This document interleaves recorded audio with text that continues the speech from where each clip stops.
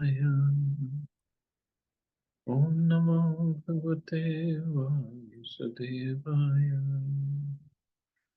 Narayanam Namaskritya Naram Chaiva Narottamam Devim Saraswatim Vyasam Tato Jayamudiriye Nashtaprayeshu Abhadreshu Nityam Bhagavata Sevaya Bhagavati Uttam Shloke Bhaktir Bhagavati Naishtaki. So continuing with the discussion on Srila Prabhupada Lilamrita, Volume 1, Lifetime in Preparation, India, 1896 to 1965. Chapter 3, A Very Nice Saintly Person. Srila Bhakti Siddhanta was often traveling, and Abhay was busy with his family and business, so to arrange another meeting was not possible. Yet from their first encounter, Abhay had considered Bhakti Siddhanta Saraswati his spiritual master. And Abhay began thinking of him always. I have met such a nice, saintly person. Whenever possible, Abhay would seek out Srila Bhakti Siddhanta's disciples, the members of the Gaudiya Math. As for Gandhi's movement, Gandhi had suffered a bitter setback when his non-violent followers had blundered and committed violence during a protest. The British had taken the opportunity to arrest Gandhi and sentence him to 6 years in jail. Although his followers still revered him, the nationalist movement had lost much of its impetus. But regardless of that, Abhay was no longer interested. Srila Bhakti Siddhanta Saraswati had defeated his idea that the nationalist cause was India's first priority. He had invoked Abhay's original Krishna consciousness, and Abhay now felt confident that Bhakti Siddhanta's mission was a real priority. Srila Bhakti Siddhanta had invited him to preach, and from that moment, Abhay had wanted to join the Gaudiya Math as one of Srila Bhakti Siddhanta Saraswati's disciples. But now, instead of his political inclinations, it was his family obligations that stood in the way. He was no longer thinking, first let me become an independent nation, first let us become an independent nation, then preach about Lord Chaitanya. Now he was thinking, I cannot take part like the others. I have my family responsibilities. And the family was growing. In 1921, Abhay and his wife had their first child, a son, and there would be more children and more income would be needed. Earning money meant sacrificing time and energy, and it meant, at least externally, being distracted from the mission of Bhaktisiddhanta Saraswati. Indian culture had the highest regard for the family institution, and divorce was unheard of. Even if a man was in great financial difficulty, he would remain with his wife and children. Although Abhay expressed regret at not being a sannyasi disciple in the Gaudiya Math, he never seriously considered leaving his young wife so early in their marriage. Gaur Mohan was pleased to hear of his son's attraction to a Vaishnava guru, but he never expected Abhay to abandon responsibilities and enter the renounced order. A Vaishnava could remain with his wife and family, practice spiritual life at home, and even become active in preaching. Abhay would have to find ways to serve the mission of Bhaktisiddhanta Saraswati as a family man. Abhay thought that if he were to become very successful in business, then he could spend money not only to support his family, but also to help support Srila Bhaktisiddhanta Saraswati's mission of spreading Krishna consciousness. An astrologer had even predicted that Abhay would become one of the wealthiest men in India. That he would become. And actually he became. Once Prabhupada was with his disciples, and he mentioned this thing that astrologer predicted. And then Prabhupada said, well, who could be more wealthy than I am? I have a house in every country of the world. House means the temples were there, although they're not his property, but still he was laughing. I have a house in every country of the world, and I have so many servants in every house, in every country, and so many cars are there, and I don't even have to pay my servants anything. They pay me actually. So So that way, yes, he was very, very wealthy. Of course, nothing was in his name on a different viewpoint. But with his present income, he could do little more than provide for his family's needs. He thought he might do better by trying to develop a business on his own. Abhay expressed his feelings to Dr. Bose, who listened like a sympathetic father, and suggested that Abhay become his agent for all of northern India. Abhay could purchase medicines, liniments, rectified spirits, toothpaste, and other items wholesale from Dr. Bose's factory and travel widely throughout northern India, building up his own business. Also, Abhay had enough experience with Bose's laboratory that he could try to make and market some of his own medicines and products. Dr. Bose and Abhay decided that the centrally located city of Allahabad would be a good place for Abhay to make his headquarters. In 1923, Abhay and his wife and child moved to Allahabad, a 12-hour train ride northwest from Calcutta. The British had once made Allahabad the capital of the United Provinces, and they had built many good buildings there, including buildings for a high court and a university. Europeans and affluent Indian families like the Nehrus lived in a modern, paved, well-lit section of town. There was also another older section with ancient, narrow streets closely lined with buildings and shops. Many Bengalis resided there, and it was there that Abhay decided to settle his family. He had chosen Allahabad, traditionally known as Prayag, as a good location for business, but it was also one of India's most famous places of pilgrimage, situated at the confluence of the three holiest rivers of India, the Ganga, Yamuna, and Saraswati.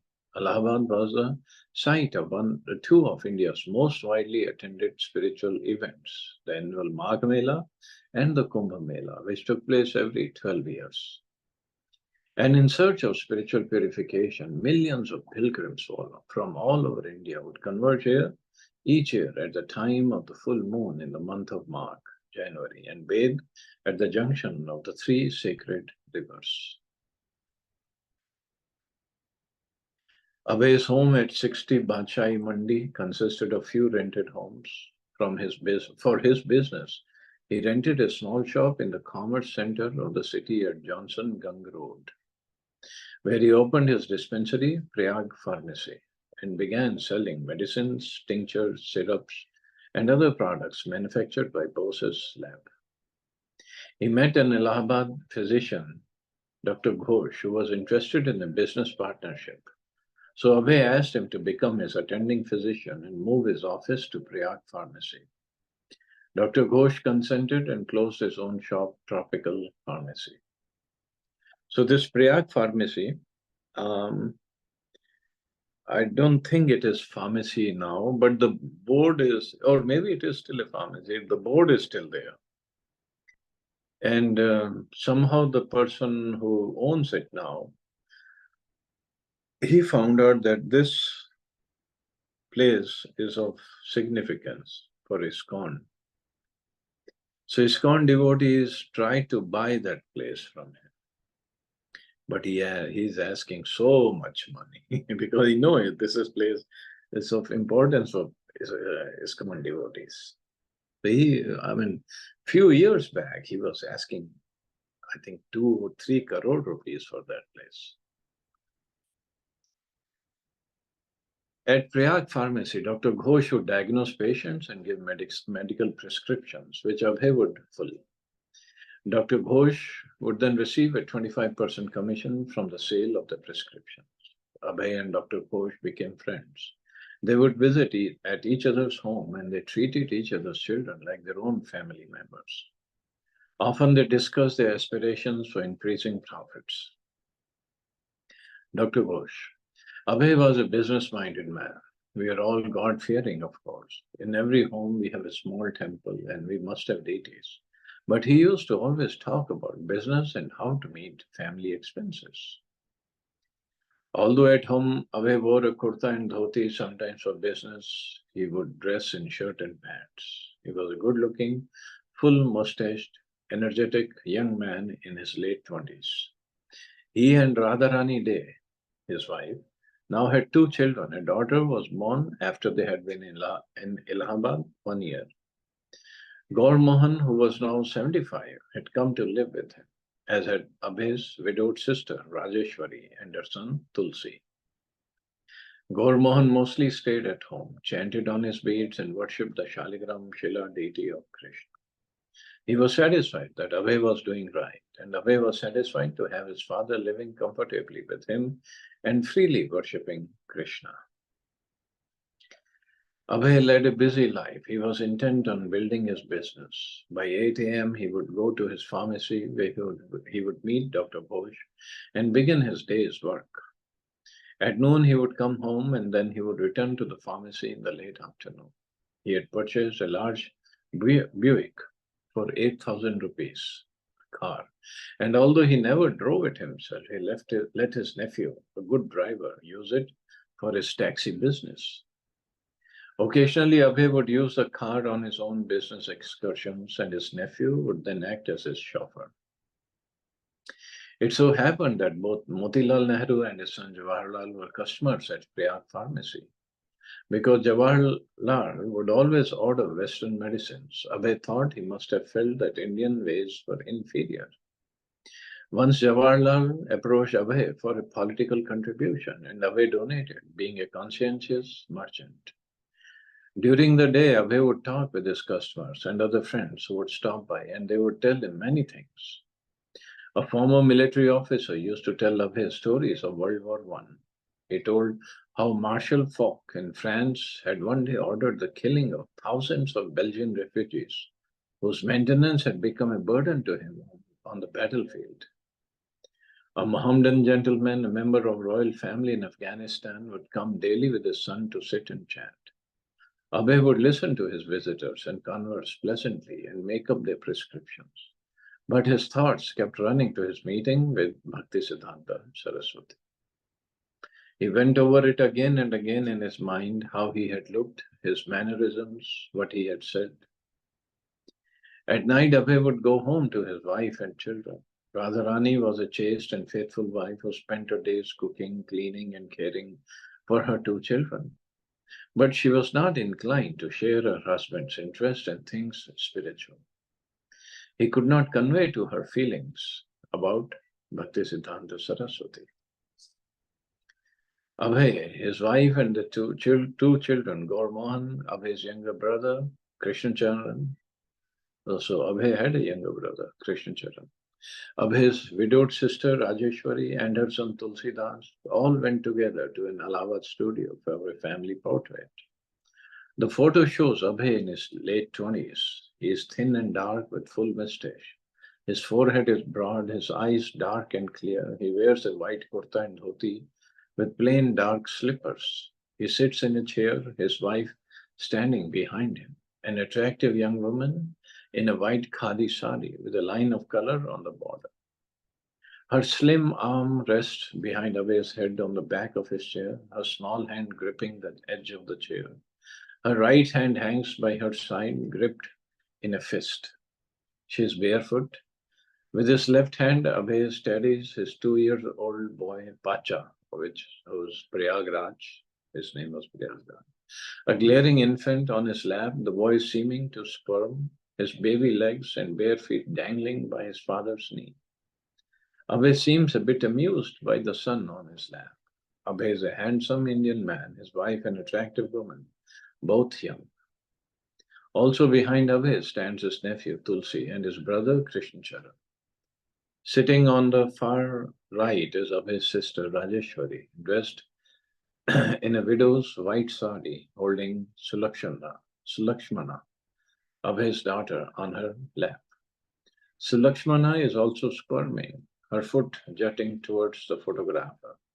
In the center sits Gaur Mohan. His face is shriveled and his whole body is emaciated with age.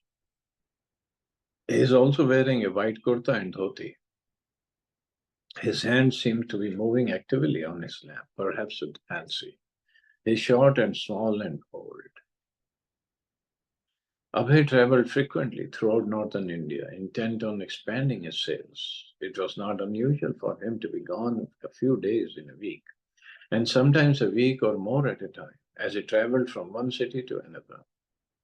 The pharmaceutical industry was just beginning in India, and doctors, hospitals, and pharmacies were eager to buy from the competent, gentlemanly agent who called on them from Bose's laboratory of Calcutta. He would travel by train and stay in hotels. He liked the feeling of freedom from home that traveling afforded. But the real drive was servicing accounts and getting new ones. That was his business. Riding in a third class, unreserved compartment was often uncomfortable. The only seats were benches, which were often dirty, and passengers were permitted to crowd on without reservations. But that is how Abhay traveled hundreds of miles every week. As the train moved between towns, he would see the numberless small villages and then the country land that spread out before him on either side of the tracks. At every stop, he would hear the cries of the tea vendors as they walked alongside the train windows. Chai, chai. The British had introduced it, and now millions of Indians were convinced that they could not get through the morning without their little glass of hot tea. As a strict Vaishnav, Abhay never touched it, but his wife, much to his displeasure, was becoming a regular tea drinker. So, yes, the British introduced this tea. And how they introduced, somehow they figured out in Assam, Darjeeling side, that's a very good place for growing tea. And then they started giving small packets free of cost to Indians, just to get them hooked on to tea. And once they got hooked on, they sell them for good profit. And even now it makes a good profit, tea business. Although Abhay was accustomed to dressing as a European businessman, he never compromised his strict Vaishnava principles. Most of his fellow Bengalis had taken up fish eating, but Abhay was always careful to avoid non-Vaishnava foods, even at hotels. Once at a vegetarian hotel, the Empire Hindu Hotel in Bombay, he was served onions, and sometimes hotel people tried to serve him mushrooms, garlic, and even eggs. But all of these he carefully avoided. Keeping a small semblance of his home routine, he would take his bath early in the morning with cold water. He followed this routine year round, and when in Saharanpur, he did so during the bitter cold weather. The hotel keeper was greatly surprised. Abhay conversed with many people in his travels. A doctor in Dhaka told him that on his way to the office, he had passed a farmer talking to a friend and could tell by the sound of the farmer's cough that the farmer would die within a few hours. Another doctor told Abhay that he had just come from seeing a pneumonia patient who was defying nature and medical science by continuing to live. He met a Mohammedan doctor in Gaya who lamented that he had just lost a patient, although he had given the man the very best medicine. So, such accounts from men of the medical profession confirmed Abhay's conviction that without God's sanction, no one could be saved. Not that he ever thought of his medical sales as philanthropic work. Bhaktisiddhanta Saraswati had already convinced him that the only way to save a person was by giving him Krishna consciousness. Abhay's medical products were strictly for business, but he understood not without God's sanction anybody can be saved. On one business trip, it was in 1925, he traveled through Agra, only 40 miles south of Vrindavan. Taking the opportunity, he made his first visit to Holy Vrindavan, fulfilling his childhood aspiration. He loved the sight of Vrindavan, but he could spend only a day or two. Even a single day away from his sales work could be critical. As a reverent pilgrim, Abhay visited a few temples, especially the principal temples established by the followers of Lord Chaitanya. But He had to move on. There were also risks in traveling. Once he was sitting in a train compartment in Mathura station when a monkey suddenly entered and took away his belongings. Early one morning before dawn, while he was on his way to Kanpur in a two-wheeled horse carriage, the horse was going at a fast trot when suddenly it hit a large heap of rubbish in the middle of the road. The carriage turned upside down, horse, driver, and carriage all landed in a heap, and Abhay was thrown into the air. But he landed unharmed, feeling as though he had just changed to another seat. Because Abhay sat but said nothing, the driver thought he had been knocked unconscious and became anxious. The passenger was all right, however, and the driver considered it a miracle, since the cart had so violently ejected him. Abhay took it that he had been saved by Krishna, and he remembered similar incidents, starting with his childhood when his clothing had got caught on fire. Krishna had always protected him. For 5 years, Abhay traveled widely out of Allahabad, and when he was home, he put in long hours at the dispensary. But he also spent time with his wife and played with his children. So Prabhupada says, when my son was about 2 years old, he was very naughty, always doing some mischief. My friends used to visit me and call my son Pacha. Pacha, if you sit down for a minute silently, I'll give you a gift. But the boy failed. He could not sit down, not even for a minute. There was a table fan, and Pacha wanted to touch it. I said, no, no, don't touch. But again, he tried to touch it. So my friend said, just lower the speed and let him touch it. So I unplugged the fan and then he touched it. It did not harm him, but it hit his finger with a loud noise. Tung, and then he would not touch it again. I would ask him, touch again, but he would not. So once he learned his lesson, he would not touch it. As soon as his daughter Sulakshmana could speak, he began teaching her the Bengali translation of the prayer Guru Ashtakam, which begins the spiritual master is receiving benedictions from the ocean of mercy. Just as a cloud pours water on a forest fire to extinguish it, the spiritual master extinguishes the blazing fire of material life, of repeated birth and death. So except for his obligatory travels, Abhay stayed at home and satisfied his family. He tended diligently to his business and it prospered. It was Kumbh Mela, January 1928. Bhakti Pradeep Tirth Maharaj of Gaudiya Math had come to Allahabad with a few men. So almost 100 years ago, 96 years. Wow. One day he walked unannounced in the Prayag pharmacy, and all of a sudden Abhay was seeing them again after so many years. Oh, these are the people I saw before, he thought. Gaudiya Math, yes, come in. The Bhakti Pradeep Tirth Swami was the same sannyasi who had visited Narendranath Malik in Calcutta, a visit that had led to Abhay's going to visit Bhakti Siddhanta Saraswati. Folding his palms in a humble gesture, standing before Abhay in simple saffron khadi robes, his shaven head with a tuft of shikha in the back, his forehead marked with the Vaishnav tilak, Tirth Maharaj said to Abhay, we are new here. We are going to establish a temple in Allahabad. We have heard your name, so we have come to you. Please help us. Abhay was joyful. Yes, I'll help you. He contributed what money he could and then introduced Tirth Maharaj to Dr. Ghosh, who also contributed. Abhay invited the Gaudiya Math devotees to come to his home and hold a bhajan and lecture. His wife would cook prashadam. They accepted, but when they arrived, there was a misunderstanding. Gaur Mohan, who was invalid, was staying in his room upstairs. Please come down, Abhay called. There is a meeting of the Gaudiya Math.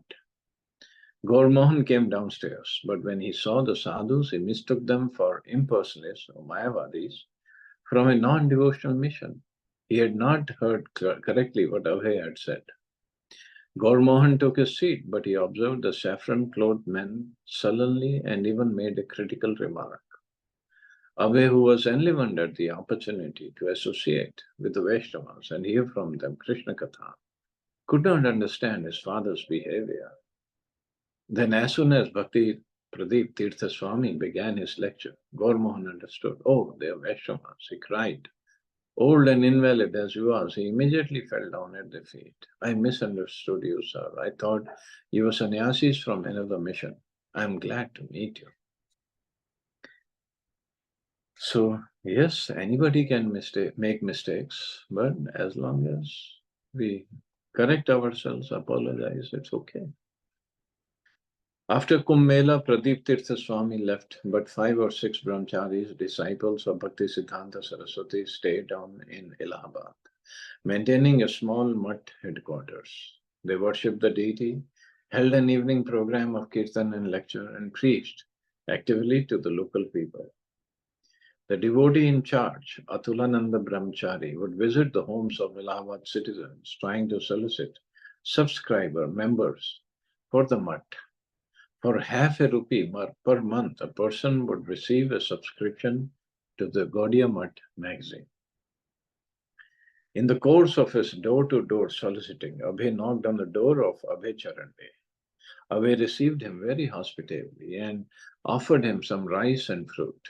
Abhay was very receptive to the philosophy and relished discussions with Atulanand, who made it a point to visit Mr. Day repeatedly and speak with him about Lord Chaitanya and the Bhagavad Gita. Abhay also inquired into the recent activities of Srila Bhakti Siddhanta Saraswati. By now, Srila Bhakti Siddhanta had established the Gaudiya printing works in Calcutta, and he began to publish Srimad Bhagavatam in several volumes with his own annotations. He had also published an edited version of Sri Chaitanya Bhagavat from his center in Dhaka. He had opened centers in Bhubaneswar, Madras, and Puri. Abhay's interest was insatiable. Atulanand told him how in 1925, Bhakti Siddhanta Saraswati had led a big procession circumambulating the holy land of Navadvip, with deities riding on the back of gorgeously decorated elephants, and with devotees from all parts of India attending. Envious professional priests who opposed Srila Bhaktisiddhanta acceptance of disciples from all castes had employed a gang to help him hurl bricks and rocks on the procession. So, envious priest. Can we believe that? I mean, we hear many places Muslims are throwing rocks at the procession, Ramnami procession. But priests, for money, I guess people can do anything. But Srila Bhakti Siddhanta had continued, undaunted. In 1926, he had toured throughout India, preaching the message of Lord Chaitanya. He had also installed deities in the large temple of Sri Chaitanya Mutt in Mayapur. And a year ago, he had begun publishing his magazine Sajjan Toshni in 3 languages, including an English edition called The Harmonist. After several visits and hours of discussion on the activities and philosophy of Gaudiya Vaishnavism, Atulanand brought Mr. Day to the Allahabad ashram. Shortly thereafter, the mutt relocated to a rented house, South Malacca Street near Rambagh, just a short walk from Abhay's house. Now it was possible for Abhay to visit every evening. After work, he would attend the mutt, where he would play the mridanga, surprising the brahmacharis with his already developed mridanga playing skills. He sang bhajans with them and sometimes took the lead part in the congregation singing. He would also bring important persons from Allahabad to visit the mutt. For the brahmacharis, Abhay seemed to give new life to their ashram. And for Abhay, new life had come to him in his reunion with the disciples of Bhakti Siddhanta Saraswati.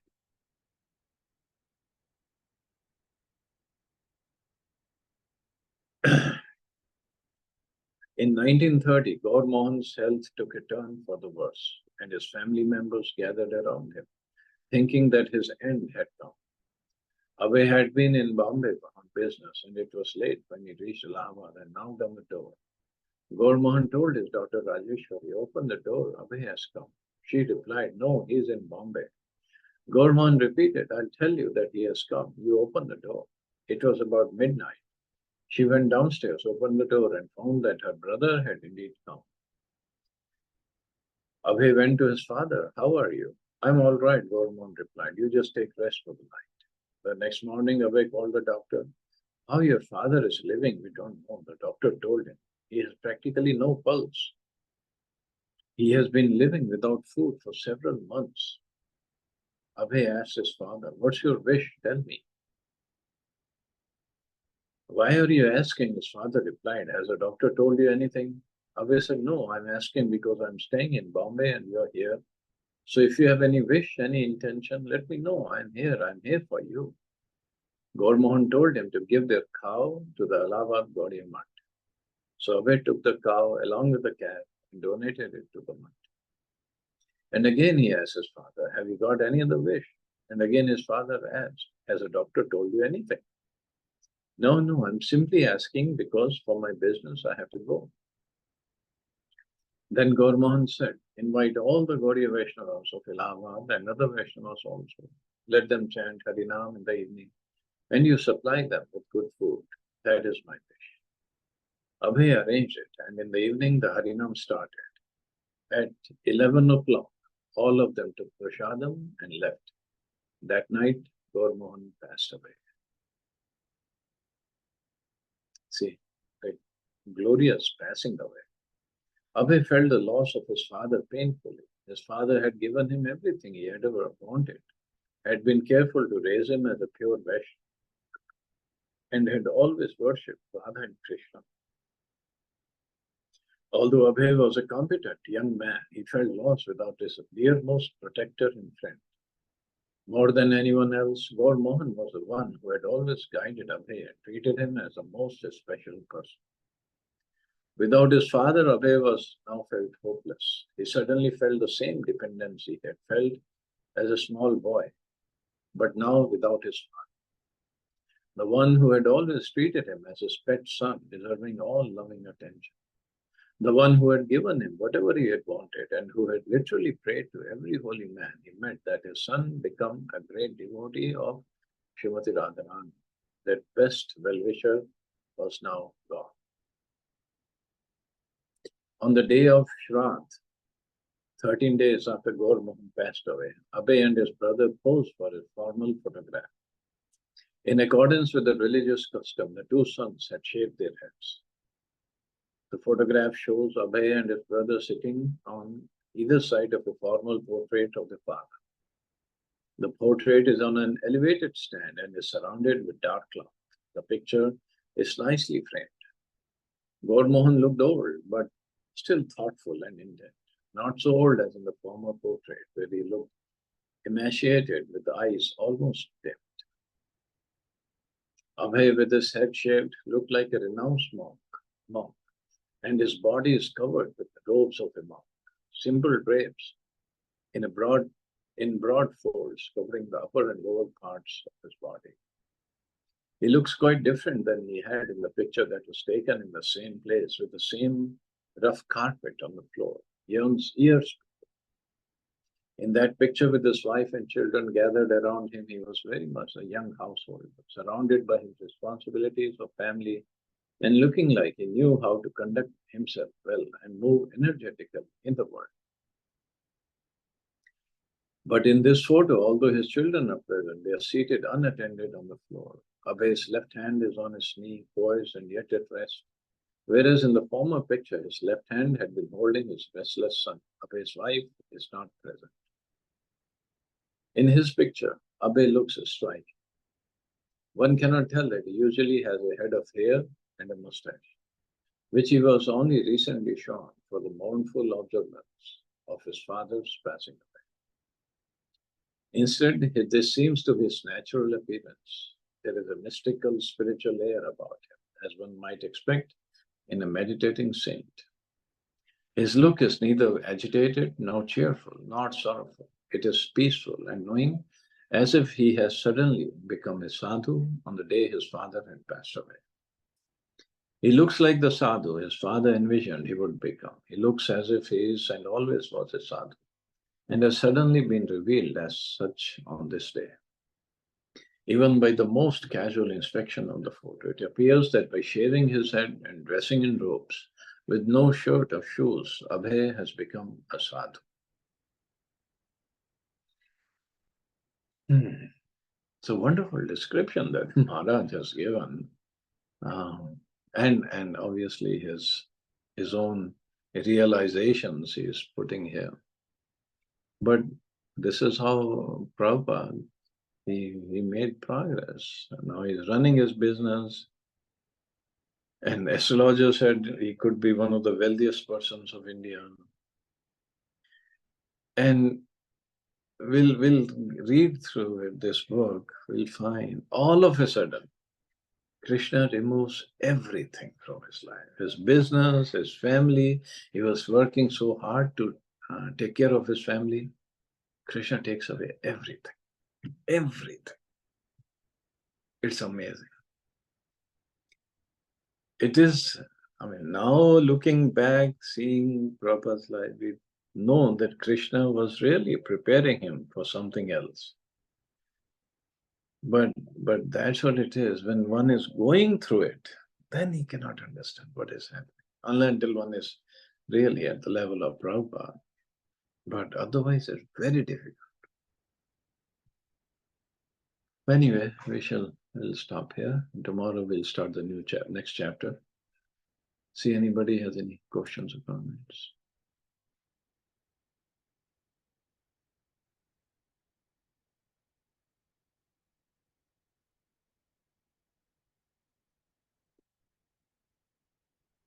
So, Hare Krishna, Prabhuji. Hare Krishna.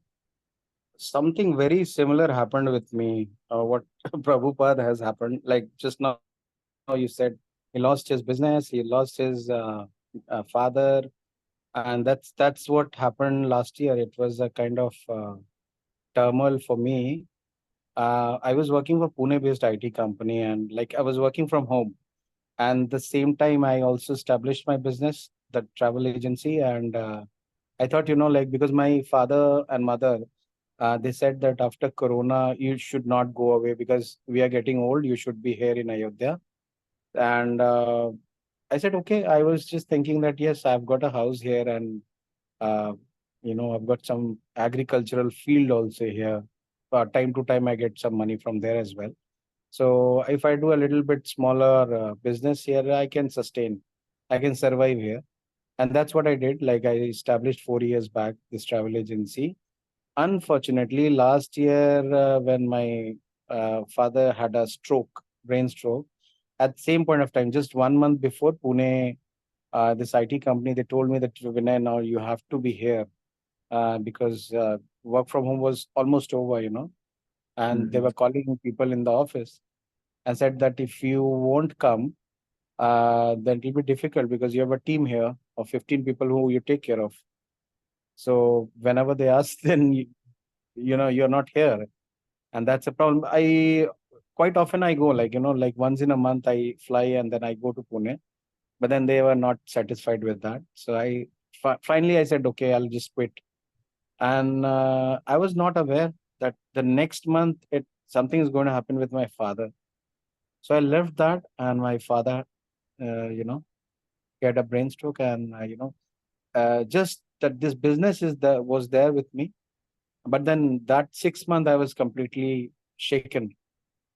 Mhm. So when Prabhuji were telling, I believe this is for everybody. That this comes a phase comes in life where Krishna snatches everything away to see whether he tests you to see whether you still remember him, you still do your chanting, you still continue with your spiritual progress and all.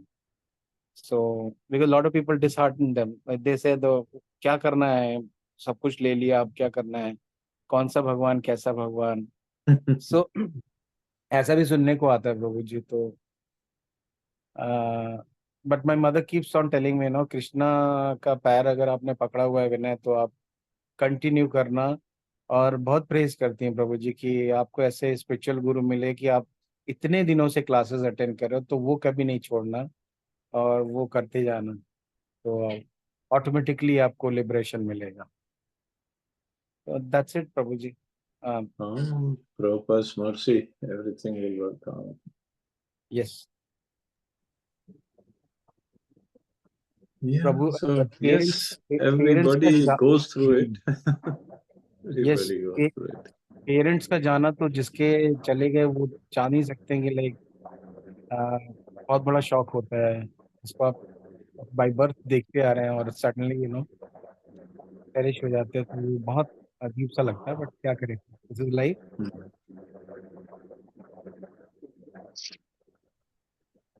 Yeah, yeah. Chalo, glad we are on the right path of bhakti. So Krishna will take care. Absolutely Prabhu ji, absolutely.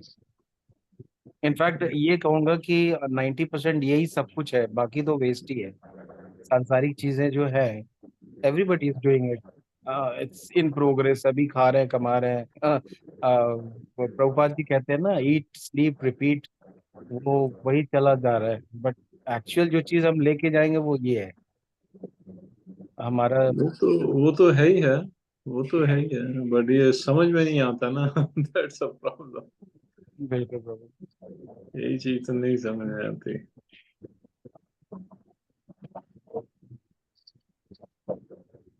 Chalo, so we'll stop here. You all have safe and wonderful day. Hare Krishna. Jai Srila thank Prabhupada. You, Hare Hare Krishna. Krishna. Thank you, Prabhuji. Thank you very much, Prabhuji. Jai Shri Prabhupada.